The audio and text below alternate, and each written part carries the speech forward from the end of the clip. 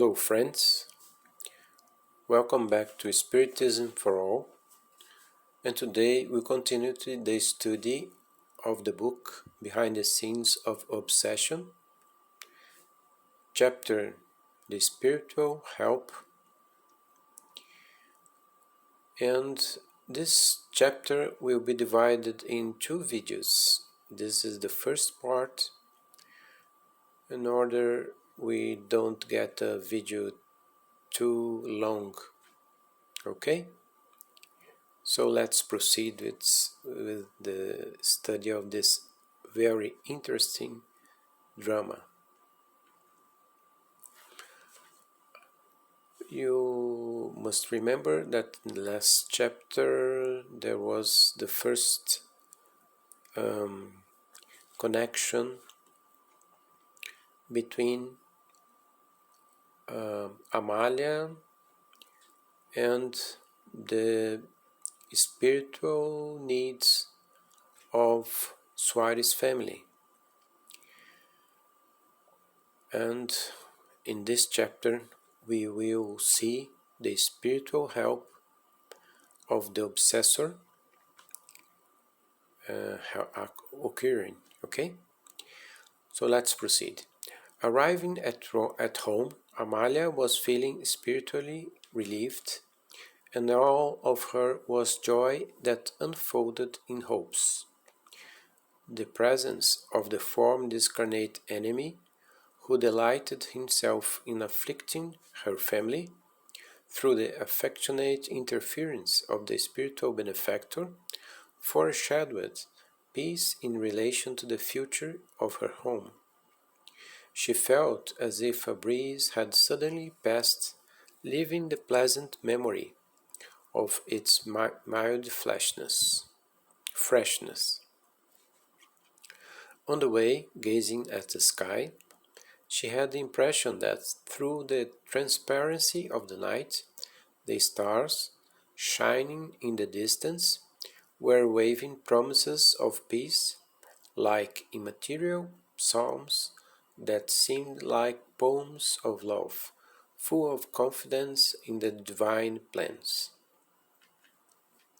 Dona Rosa, on vigil, marked by the atrocious sufferings of those last hours, received her daughter, transmitting the news of Mariana's return with moistened eyes.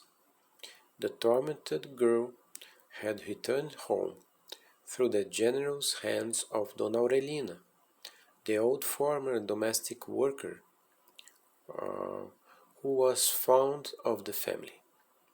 Without knowing what had happened at the Spiritist center, the mother was sure, however, that the interference from above, in the form of unexpected help, was responsible for the unforeseen event. She was never tired of praising the Most High, while her dazed daughter, who had arrived with an expression of dementia disfiguring her face, now seemed to rest in her modest and clean bed. While Amalia did a light repast, she presented a brief summary of the evening's events, and with a luminous glow in her eyes, she reported back the enlightenment meeting which had occurred minutes ago between the spiritual director and the bitter persecutor. Afterwards, before taking the necessary rest, the two women sought the benefit of prayer, involving Mr. Mateus in vibrations of love and peace. He who lingered outside home, tied to the addiction that tormented him, robbing from his battered body the recoverable hours of rest from the fatigue of the day. It had happened, however, that even before the first aid meeting had started, Saturnino had sent Ambrosio, an efficient cooperator in the work of disobsession, to bring back Mariana to her family. Saturnino is one of the spiritual benefactors, and Ambrosio is a spirit that helps him in many activities. Informed in the domestic precinct by entities residing there as to the whereabouts of the young woman, he had not difficult to find her in a garden square in the center of the city. However, he immediately noticed that the girl was visibly disturbed by frivolous entities in charge of reinforce the climate of obsession, despite the absence of the executioner responsible for the ongoing illness. Stunned since the moment of the incident with her father, Mariana searched the streets of the city, having in mind the idea of finding in Adalberto the boy with whom she was emotionally attuned, the friendly arm of support, in order to escape the home that made her unhappy. Deep anger compelled her to take any action as long as she could free herself from her father's yoke. So you see, Mariana, angry with her father, was trying to find Adalberto and leave home with him. Her boyfriend, who worked in commerce only at night, after work could listen to her calmly enough to plan the necessary steps to be taken. So they arranged the meeting for 8 p.m. at the place where she was now. She supposed to love the young man, while recognizing in him the usual deviations of those who are indifferent to duty and dignity. Her mother, she knew, disapproved that affection cause she perceived he was corrupt, frivolous, and could lead her to compromising experiences. Dona Rosa felt almost by instinct that the young man, instead of loving her daughter, who was not yet prepared for the investitures of a home, as without the necessary balance to guard herself against the traps of unruly emotions, wanted to uproot her from the defensive affection of her family in order to throw her into the ravines of moral misery. So Adalberto, the boyfriend of Mariana, was just a frivolous guy that wanted just sex with a young woman. And Dona Rosa, the mother of Mariana, noticed that, and she was avoiding that relationship. But the girl was so angry that she left home and was about to commit a great error. All of this due to the involvement with obsessors, and you'll see in the next chapters that all that situation was being prepared to a very strong revenge. She, however, loved him, or at least thought she loved him. She awaited him with tormented anticipation. As a first step, the vigilant messenger sought to divert Adalberto from looking for his lover, causing him a sudden discomfort through the application of fluids in his heart energy center, accentuating a sudden indigestion. Soon after, he demanded the home of Dona Aurelina, who, due to the bonds of affection for the girl and her family, could be an easy instrument for the purposes of the ongoing project. involving the old worker in his fluids, he tried to speak to her with immense tenderness and strong vibration. The respectable lady did not hear him through material ears.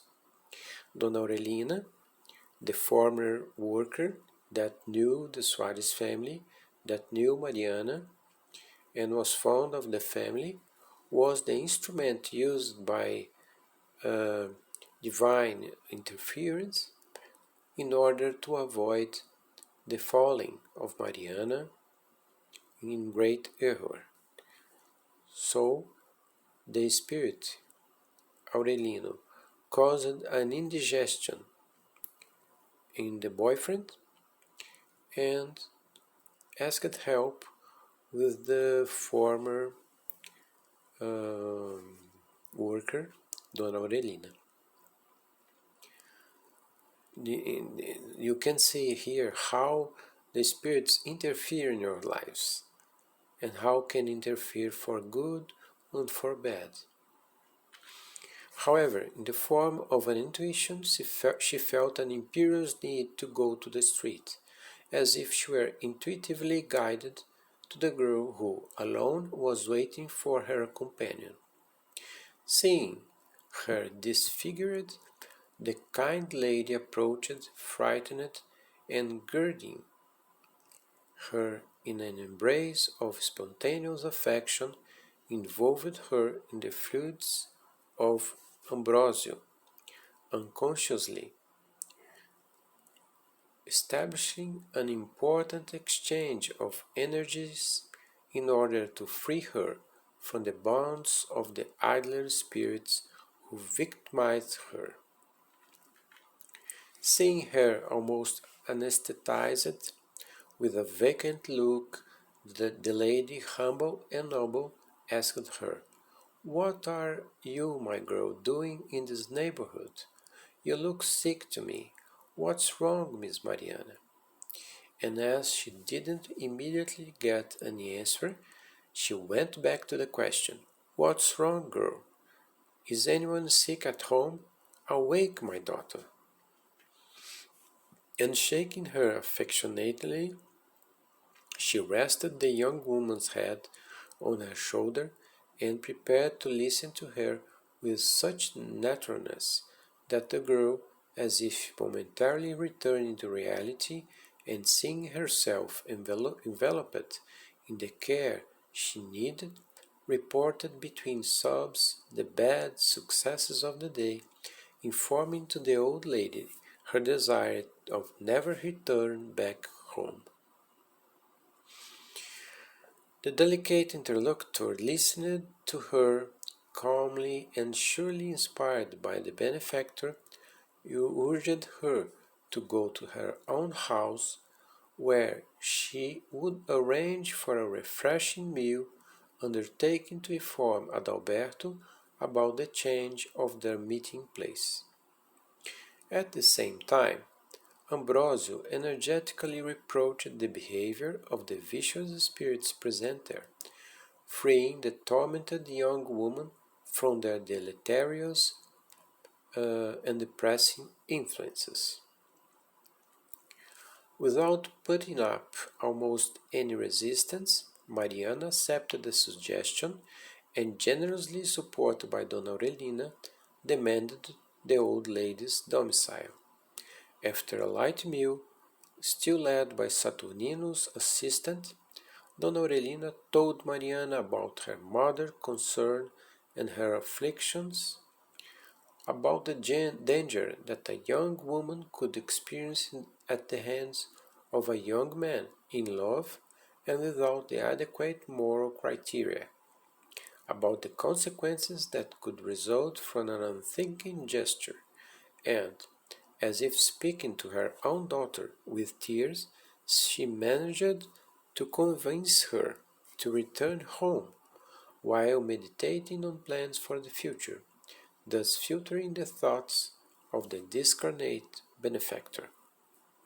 Ambrosio was the discarnate benefactor. Feeling immensely tired and overwhelmed by the gentle energy of her elderly friend, the young woman accepted the suggestion and, through this way, Donna Aurelina became the angel of joy for the agonized mother who awaited her daughter's return. With the task completed, Ambrosio returned to the spiritual work meeting in order to present to Saturnino the results of the endowment. The spiritual works were nearing completion. Understandably overjoyed, the spiritual mentor expressed his gratitude to the assistant and informed that soon, when everyone retired to bed, he would continue the task of obsession, when he intended to resume the guidelines of the work, summoning several of those involved in the disturbing process and the members from the victim's house for an out-of-body encounter, when the reposed blessings could partially release some of the implicated ones. Ambrosio understood the magnitude of the service and stood awaiting instructions. It was late in the evening when Saturnino brought the Petitinga brothers, Dona Rosa, his daughters Amalia and Mariana, and us, the author, to the disobsession room through partial astral projection. So Ambrosio waited to the incarnates to go to bed so they could be astrally projected from their bodies to a meeting with the discarnate ones in order to produce an disobsession meeting in the spiritual side. The venerable Spiritist worker used to incursions into the spiritual world, although still tied to his incarnate body, was calm and lucid, perfectly familiar with experiences of this nature. Dona Rosa and her daughters, however, seemed terrified in their semi-lucidity, despite the vigorous support of the instructor who cared for them with paternal affection. Now the author will show some texts of the book of spirits, the Spiritist book.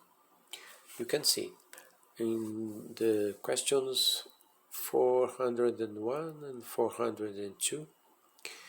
During sleep, does the soul rest like the body? No, a spirit never remains inactive. During sleep, the bonds that join it to the body are loosened, and since the body does not need it while sleeping, the spirit travels through space and enters into a more direct relationship with other spirits. 402. How can we confirm the fact that a spirit is free during sleep?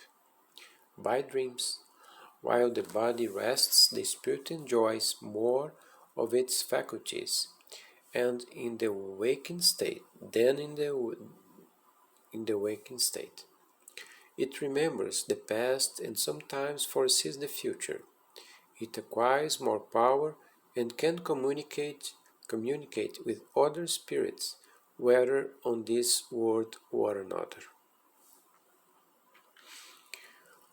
You frequently say, I had a bizarre dream, a horrible dream, but there is no likelihood of it being true. You are mistaken. It is almost always a memory of places and things which you have seen, or which you will see in another existence or on another occasion. Since the body is dormant, the spirit tries to break its chains in order to probe into the past and future. It's in the Spirit's book, in the second part, chapter 8, page 267, and this edition, ISC 3rd edition. We recommend the reader to examine the entire referred chapter for a better understanding of the series of studies presented there on the book, and it's very important to understand what happens in this book.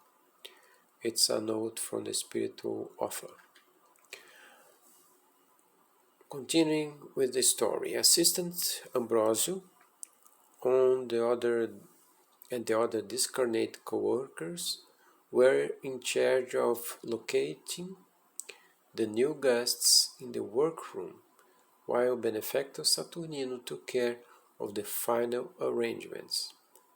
With the preliminary tasks completed, entered the room in a hypnotic sleep state, affectionately brought by two spiritual nurses, the entity who had communicated hours before.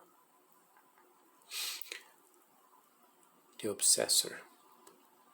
Despite the agitated snoring, the visitor reflected the anguish in which he was struggled, showing the deep marks of ulcerations in the glottis region, which was purulent, indicating the cruel damage of the unjustifiable suicide.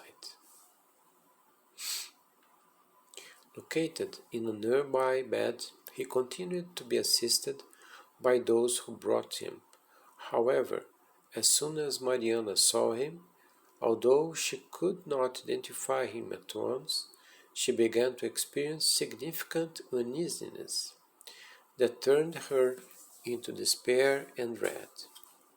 The instructor, however, solicitously approached her and applied anesthetizing energies in order to leave her in sufficient tranquility for the good results of the operation in question. The operation that was happening.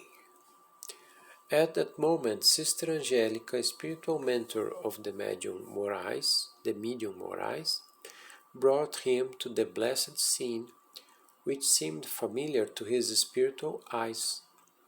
Everything about him reflected the security and imbalance of an existence focused on good and duty. Here we have a comment. It's quite common that mediums, incarnate mediums, are used in spiritual meetings of this obsession in the Spiritist centers, but in the spiritual side of the Spiritist center. It's quite common. And why it happens? Because the medium, the incarnate medium, has his ectoplasm, his vital energy, and when he goes to a place unfolded with his perispirit, he carries part of his ectoplasm, which is very useful to allow the materialization of spirits in the spiritual side in order to be oriented or give orientations if you are spirits of higher level, but they are used also as psychophonic mediums, where entities give their communications and are oriented. So, the disobsession meetings that occur in our side, incarnate side, usually are just a little part of all the disobsession process that in the most part occurs in the spiritual side, and using some of the mediums that are incarnated, if they have the faith showing the security and balance as the medium Moraes shows in this book. It's quite interesting, isn't it? Okay, proceeding. Then I realized the excellence of the mediumistic ministry under the affectionate protection of Jesus, aiming to attend to the sufferers of both planes of life, and I recognized once again that only a truly unleashed of passion's existence constitutes a safe road map for a happy spiritual liberation. So if the medium has an existence that is unleashed of passions, a balanced existence, it can be used in both sides. The meeting participants entered in a deep meditation, led by the paused and serious voice of the mentor, who undertook to pray to the Master Jesus, asking him for help for the work in progress. Then he approached the avenger servant and, applying energy blesses of free dispersion, aroused him presto.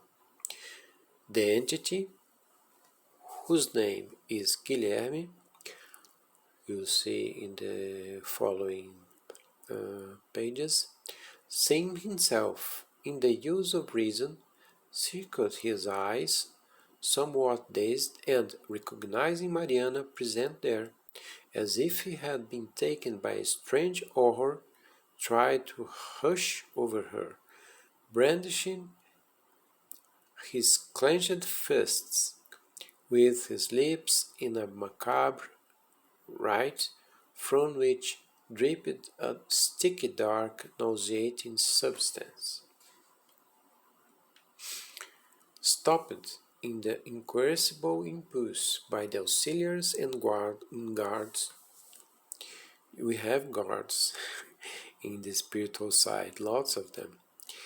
He resorted to violent insults as if he wished, through the burning words of hatred, to achieve the effort cherished for many years on end.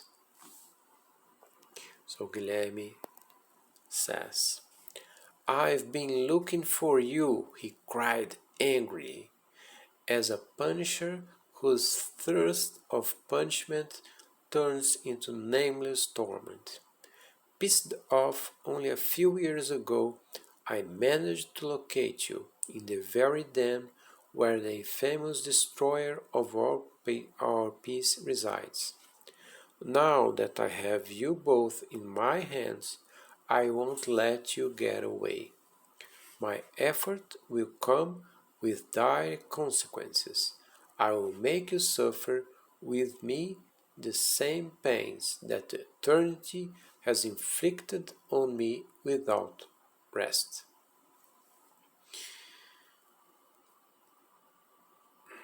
Let's proceed.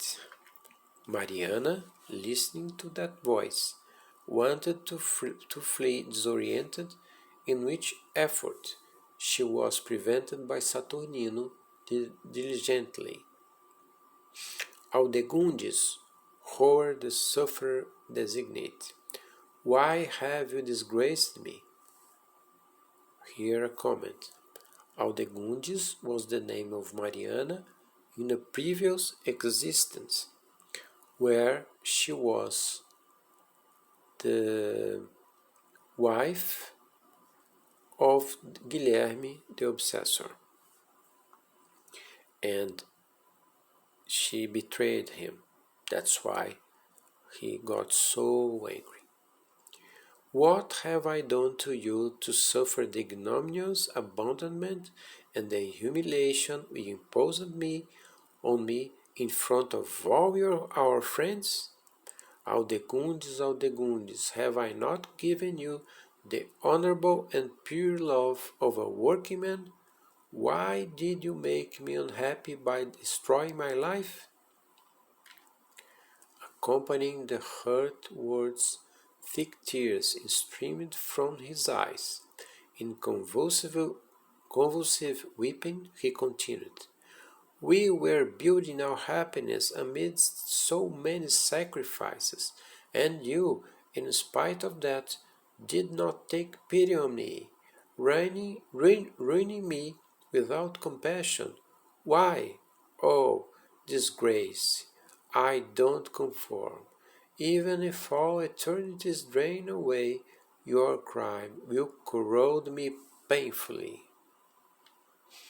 My soul torn apart at every moment, and my heart turned into a mass of red-hot lead. I lost my reason for being while my brain, overcame by all despair, can't help but only think about revenge. I who loved you so much, why did you run away, you crazy woman? Didn't you know that a man can't be deceived? Did you not know that no one escapes his conscience? Look at me. See what you have done to me. Look, unfortunate woman." Nominally summoned Mariana, previously Aldegundis, gave a terrible cry and fell, overcome by strange convulsions. Watched closely by Saturnino's advisors, sorry, who at a time were supporting the frantic interlocutor. She took the aspect of a mad person, and with faces of singular horror, seeming to wonder, she replied, "Yes, I remember you, and I hate you too. Always unhappy. What have I been, and what am I? Where am I now that I feel so mad? Why these ghosts that torture me don't leave me? Why doesn't that consume me? Oh!" Repulsive laughter broke from her lips, as if the reason had been taken away from her, as she continued. To be continued, my friends. The video is too long, and if you like the video, please leave us a like, subscribe to the channel, share the video with your friends and colleagues, and thank you very much for watching us. See you at the next video.